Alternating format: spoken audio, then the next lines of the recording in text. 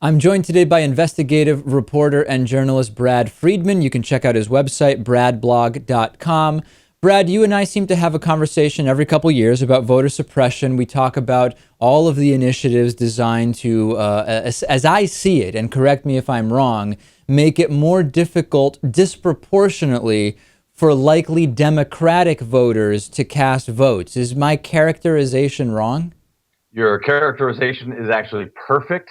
That's the idea behind all of these voter suppression laws that we're seeing passed all across the country since the Supreme Court gutted the Voting Rights Act last year, but even beforehand. I mean, this has been a strategy that's been going on for at least the last decade by Republicans who are looking at the demographics, seeing what they're facing, and realizing that at this point, the best way, and perhaps the only way in many cases, to win elections is to keep people from voting. People, specifically who might otherwise vote Democratic. Yeah, absolutely. That's what's going on. So give me your assessment as far as the kind of line of reasoning that I'm going through in my mind. I see the demographic shifts that you talk about. It becomes abundantly clear that it's going to be really difficult for Republicans to win with this strategy that depends primarily on white voters. So I say to myself, well, they could also just change their positions to make the platform more palatable to minority and likely Democratic voters. They're not doing that. Is it because they don't care? Is it because the Republican insiders wouldn't allow it? Is the party so inherently xenophobic that they can't even conceive of that? In other words, wouldn't it be pragmatic to just change the platform? Well, of course, that's what reasonable people would do. The Republican Party at this time is not reasonable. They are crippled. They are crippled by themselves. They are crippled by their Tea Party. You saw after the 2012 election, they had their autopsy and they said, okay, the party needs to change. We've got to deal with immigration. We've got to deal with this and that. They have dealt with none of it other than becoming more extreme at the things that have caused them to lose elections in the first place. So this is a broken party. So, instead of doing what you're talking about, David, which would be reasonable, reach out to voters to make them want to vote for you.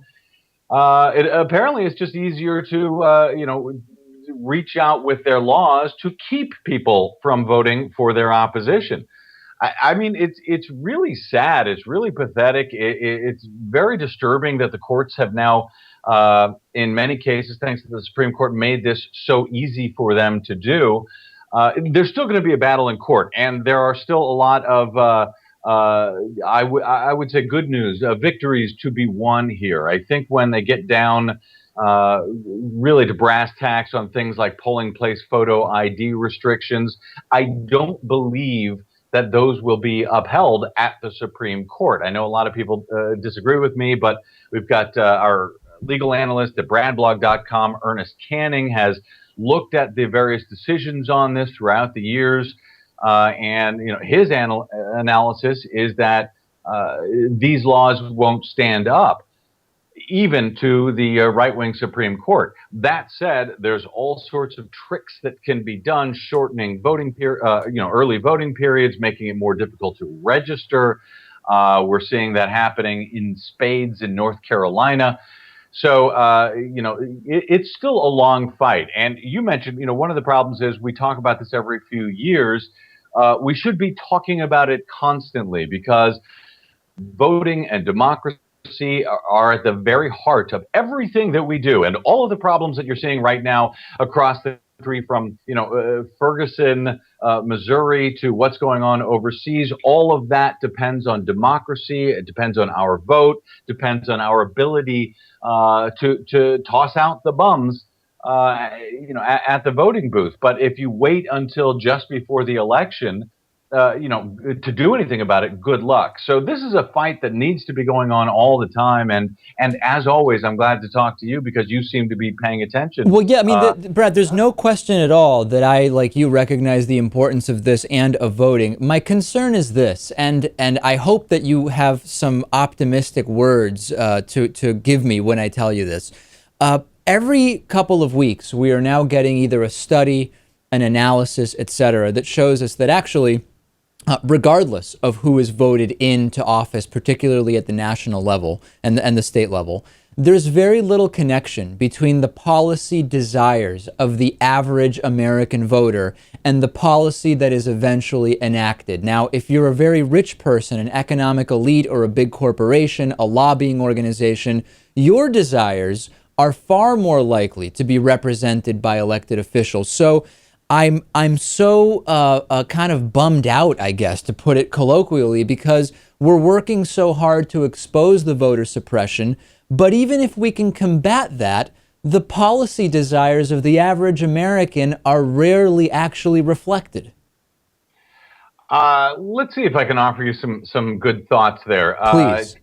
That's yes, I know. We need some good news this summer. Look, there are certain politicians out there that I suspect you like, that I suspect are more progressive, much more progressive than others. Yeah. There are certain politicians that you probably hate on one issue, love on other issues.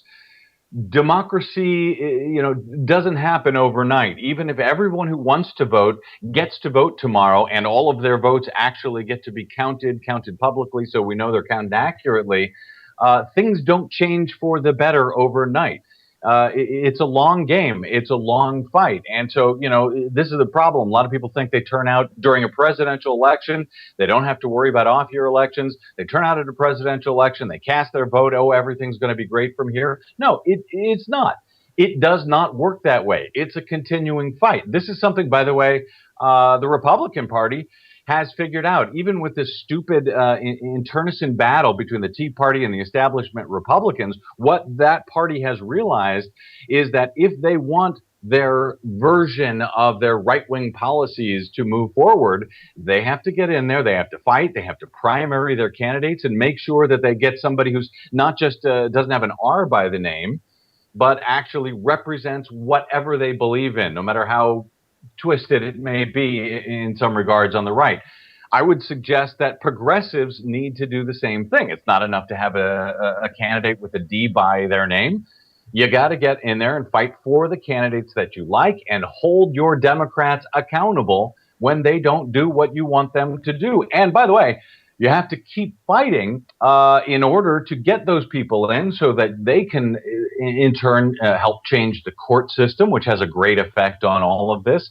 So I think a lot of people think it's going to be, it's supposed to be something that's easy overnight, that you vote once and everything works out grand in the morning. No, it doesn't. It is a continuing and long fight.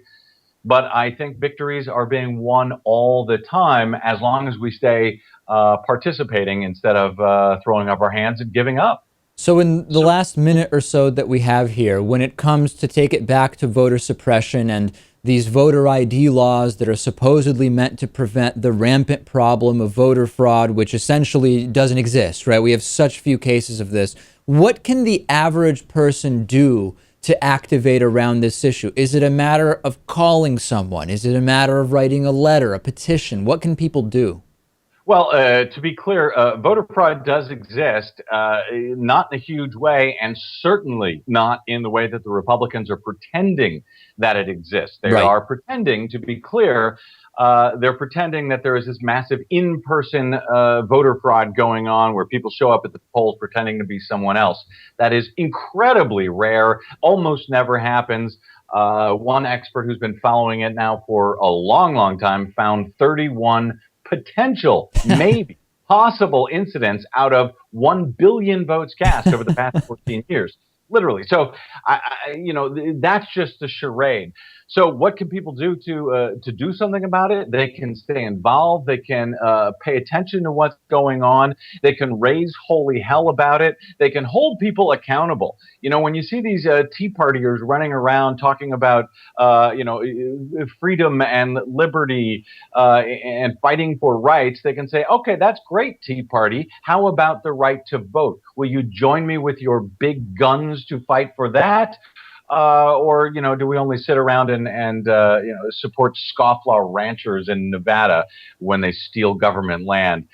So staying involved, not giving up, not despairing, no matter how ugly it gets, and it's getting really ugly and despairing, I do understand.